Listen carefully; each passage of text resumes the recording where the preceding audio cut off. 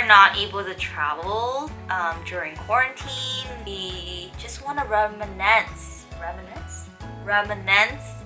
about our past trips. And what we've thought about a lot lately is Tokyo.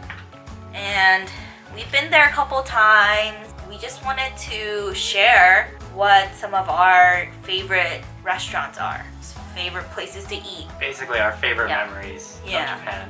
Not just Tokyo, but the parts of Japan that we went to last time in 2018. So we went in spring of 2018 and then late winter of 2019.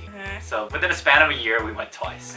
A lot of this is pretty fresh in our minds still because it wasn't that long ago and we miss it. It's one of our favorite countries to visit. We just have a lot of fond memories about it. Some of these things that we added to our list that we want to talk about are places that we went to multiple times. And I think that's an important part of travel. It's like, would you come back here and do this again?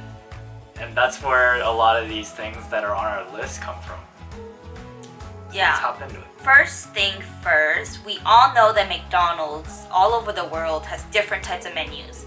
Japan, we like going to McDonald's to get the ebi filet, which is, ebi filet is similar to the US's fish filet, but instead of fish, it's made with shrimp. It's like a fried patty with shrimp, and it's so bomb. And when you eat it, you'll finish it really quick, and you'll be thinking, man, I think I need another one. Yeah, it's so good that like out of all the things that we've tried like in our lifetime that make the Michelin guide, this is just as good as any of that stuff there. And it's funny because the last time we went to Japan, we got off the plane, it was still really early in the morning, and the first thing we did was find a place for our luggage, and right after that we went to McDonald's to get an ebi filet. Yeah, but besides that, the ebi filet, they also have some other different items. They have the shaka shaka chicken, which it's like a fried chicken patty. You put it in a bag and they give you these different types of seasonings to choose from. You pour the powder into the bag with the chicken and you shake the bag, called shaka shaka shaka. Yeah. Also, I want to mention, they have so many kinds of Fanta in Japan and it's amazing. And I think they have a great one in McDonald's. Yeah. Next, we have Tsurutontan. It's a udon restaurant located in Shinjuku in the red light district. They first opened in Osaka in 1979 and they have since expanded all over Japan and even have a location in New York and Hawaii. Yeah, so if you've seen our Hawaii video, then you'll know that we took you guys there on our experience for the first time we had it in Hawaii, which was fun. It was good. Yeah, so they're known for delicious udon. They have a very extensive udon menu, and their udon is house-made. It's really delicious, and it comes in these ginormous bowls that are like bigger than your head. Their menu ranges from traditional udon to like more fusion type udon. And also the best part is they offer up to 3 times the amount of udon for free. Yeah. We can never eat that much because even one serving of udon at Tsurutontan it's too much already. And I usually have to take it to go. And in Japan, they frown upon to-go boxes, so don't over-order. And if you over-order, you better eat it. Yeah. Next, we have Kyushu Jangara. So this place was introduced to us by our buddy Ray, and I personally think that this is the most perfect bowl of ramen. To the point where we tried a couple other ramens, but it feels like it doesn't compare. Like, why are we looking for something that's gonna be better than this? So that's like the feeling of it. Ray took us there the first time, and on our second trip we went back because it was just that good. And the second time, since it was kind of during the winter time, it was cold, it was maybe even better because it fit the mood even better, even though ramen is good in 100 degree weather, 120 degree weather, whatever it is. And so it was extremely fun as an experience. And you can see the video here. But inside there, it feels very inviting. It's a little bit more intimate because it's a smaller space. And you're basically right there on the counter. You can see them making everything, and it feels very homemade. And it feels just 1000% authentic. So if you're gonna have like an experience like this, I think this is one that for sure is recommended. And I think that's really awesome is their specialty is the tonkotsu ramen. It's pork based and it's very fatty. And I think that's the beautiful thing about a bowl of ramen like that. It's really smooth. Yeah, smooth is the perfect way to describe it. Yeah. And it like with every bite and the combination between the noodles and the broth, it really is like a perfect blend. Yeah, and then they also have a vegan ramen for vegan people who love ramen as well. So check them out. Next we have burger. In Japan, you know, I'm sure you've heard of Moss Burger. There's many burger places in Japan. Moss Burger being one of the really popular ones. We tried it. It was okay. Nothing compares to Freshness Burger for me. Freshness Burger is like, it has like a California cafe type feel with a Japanese twist. And they're like a fast food chain in Japan. That's all over Japan. Their burgers are made fresh. They don't use like heat lamps to keep their food warm. When you order it, they make it for you. And then they have beef, pork, chicken, and even fish options. And all of their burgers comes with like lettuce and tomatoes, which is I feel like it's like the freshest tomatoes and lettuce I've ever had. It's not wilted. It's like perfect, picture perfect. Like what you see in the poster is what you'll get in Freshness Burger. And then also it comes in a sesame bun. And the sesame bun is perfect too. It's like soft, perfect, complements the burger really well. And also the thing what I noticed is that when I eat there, I did not feel like greasy or guilty, right? It was like just the perfect balance, perfect meal. And it was quick. Yeah. Yeah. And it's funny because like we don't think about going to Japan to eat burgers, but there's something about this place that we just love. And the way we stumbled upon it, it was just out of the blue, totally random.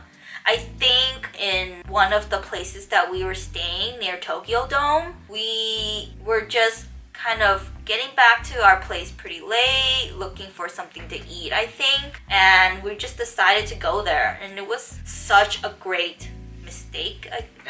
Not like a mistake, but like such a great random out of the blue type place. Nobody told us about it. We actually stumbled upon it on our own, and we have been telling everyone about it ever since. Yeah, so check it out. Next, we have Konbini. So if you don't know what Konbini is the Japanese word for convenience store, basically. It's a sophisticated small retail outlet that offers a wide range of food, groceries, and different services as well. Yeah, so the funny thing is that I didn't pack enough underwear. And then we just go to the convenience store and I can pick them up. And I use them all the time. Those are like my favorite. He always talks about like, man, I need more of these underwear from 7-Eleven in Japan. Yeah, but since there's all different types of convenience stores all over Tokyo, like every single block they have one, they kind of range between what they have at the stores as well. They like cater to the neighborhood that they're in. So I feel like some of the things that you see at one shop is not going to be the same as another shop. We end up always like going in just to browse, to see what's new. What do they have in this one? What do they have in that one? Like different ones. We usually will wake up in the morning before we go to our destination. We'll hop into the nearest konbini and we'll grab breakfast and or a snack to keep in our backpacks. And we usually get like the Japanese onigiri, egg salad sandwich, some kind of snack, drink. They have coffees, and they even have a whole section for like warm drinks. It's like a little like heater, keeps your warm drink in there. You can get your hot coffee in the morning from a Konbini store. Yeah. Next on our list, because we love pasta, especially her, is Wafu pasta, or Western fusion pasta, basically what it's called. So it's kind of like Italian, Japanese. This is something that we really like. Even in LA, we seek this out because we like it so much. And the first place that we went to was Yomenya Goemon. And this is another place that we just sort of stumbled upon. We were in Shinjuku station, and she's like, hey, that pasta place looks good, let's go. I was just browsing the menu and it looked really good. Yeah, we had no idea that this is one of the many chains that are out there in Japan. And we were pleasantly surprised. What they have is Italian pasta with like a Japanese twist, basically the fusion of them together. Lisa's favorite is the mentaiko spaghetti, sea urchin, and salmon ikura pasta. Those are the best. You can't go wrong with those. And everything is pretty decently priced. Everything is about like 1,000 yen, which is $10 US. Yeah, roughly. Highly recommended. Pablo Mini cheese tarts is something that originated from Japan. The creator is Japanese. But she can't believe that the place is named Pablo. But the guy who made it is named Pablo. His name is not Pablo. I forgot what his name is. We'll insert it right here.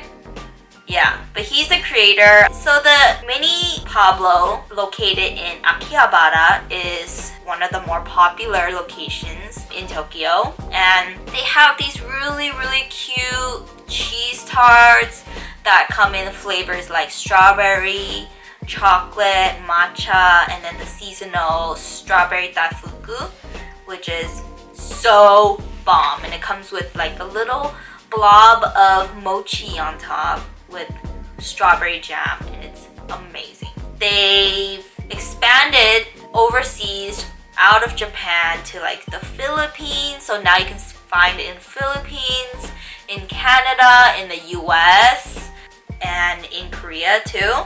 And they are everywhere they go. They always have a line, but in Japan you can just walk up to the little box or the little building and just purchase your little tart for 200 yen and be on your way. If you remember, we took you on our experience to Toronto and we went to that location. Yeah. I highly recommend trying all flavors, but my favorite is the strawberry daifuku. Yeah, she liked that place so much, especially that location, that we went there and she was eating her tart, enjoying it so much that I was able to go there and hang out and do Pokemon raids with all the other nerds there. Yeah. And she didn't mind because she had her Pablo tart. As long as I was eating my tart, I was fine. So we probably said this a million times, but we love experiences. And one of my favorite experiences ever is a good coffee experience. And this one in particular is the best coffee experience ever. And that's Koffee Mameya. It's located in Harajuku, and they're really just coffee bean experts. They're specialists. There's between 15 and 20 varieties of beans. They come in 150 gram bags, and they cost anywhere between like 15 and 30 and more US dollars per bag. It's a little bit pricey, but you get what you pay for. They're high quality beans. It's extremely high quality. And so part of the experience is that you walk in, it's first of all, it's really hard to find, which adds to the experience. It's an experience in itself just to find the place. The building is very minimalistic and brown. It's just brown.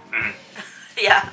Yeah, and right when you walk in, it feels very inviting. The coffee experts there, they greet you, and what they hit you with is a bunch of questions. Not anything that's like overwhelming, but they're questions in order for them to craft you the perfect cup of coffee that you're going to enjoy. So they ask you, like, what do you typically have in the morning, like when you have coffee? Do you add anything to it? Do you like it lighter or darker? Do you like it a little bit more sweet notes, or like these types of things that most coffee baristas won't ask you about. By the time you get towards the end, they craft you the coffee, you watch them make it, they ask you about it, how does it taste, everything else about that too. And they know basically everything about it. And it really is the perfect coffee experience. So we went there, the two of us went there, we really enjoyed it. We stood up to the side, we took our time to enjoy the coffee, and a few days later, as she was running the marathon, I went back on my own because I needed to have it again. And the second time I was there, I bought one of the 150 gram bags, and there's specific instructions on how to craft it. Yeah, and they'll ask you what kind of coffee equipment you have, so then they can kind of tell you what to do, how to get the best cup of coffee with the equipment that you have, basically. We have a hand grinder that we use for individual cups of coffee, so we told them that, and they're like, oh, that's great. So they even like wrote down like a little sheet of paper, kind of like a recipe on how to create the best cup of coffee, how much beans to do, how much coffee it'll make, how much water to put, like everything. And the timing of it too, so you make your first pour, wait X number of seconds, and so on. Yeah, this is like just like the perfect coffee experience for coffee lovers. Highly, highly recommended. And then our last but not least favorite experience, I guess, food experience is pizza. We found out about this pizza shop from Ugly Delicious, the show by David Chang. He highlighted a couple of Italian pizza, Japanese pizza makers in Japan, in Tokyo specifically. And our favorite is Savoy. Savoy is this really cute, small shack, I guess, in Tokyo. And they only have a couple seats in there. They only take reservation. So you have to call ahead, make a reservation. We were not able to make a reservation as they were like fully booked. So we were able to take it to go. We got two of their pizzas. We got their white pizza, which is on their secret menu. That was delicious.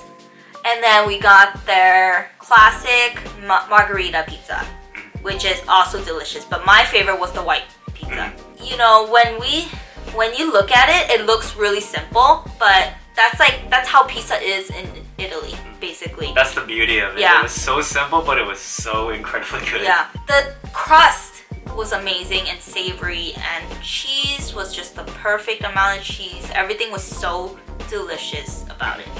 Yeah, and since we got a takeaway and it was really cold and kind of rainy that night, and it was still the best pizza we ever had. That's how good it was. Yeah. I still think about that pizza. So good. Yeah, it was better. We went to the other place that we went to that was also in Ugly Delicious, Seirinkan. That place was also excellent, but nowhere as good as Savoy. Yeah, which is saying a lot. Yeah. Because they were both really good, but one was just light years better than the other one. Yeah, we highly recommend you go if you can as well. Make a reservation if you can. They speak English like very little, but you'll be able to make a reservation. Yeah, it was funny because as we were waiting to see if we could get a table there, we ended up meeting some people that were from LA. Obviously, They watched it from the same show. Yeah. So that was interesting. Hope that you guys like this list of our favorite food experiences in Tokyo, and we hope that you get to try it one day as well if you haven't. And if you guys have, please let us know which ones are your favorite, and if you guys have recommendations, let us know as well so we can try it next time we are able to travel. So until then, thanks for watching. Watch all of our other fun videos, and we're going to be doing a lot of this travel memory stuff because we miss it. And we have a ton of footage. Yeah, we would like to share, and I think you'll enjoy it too. Yeah.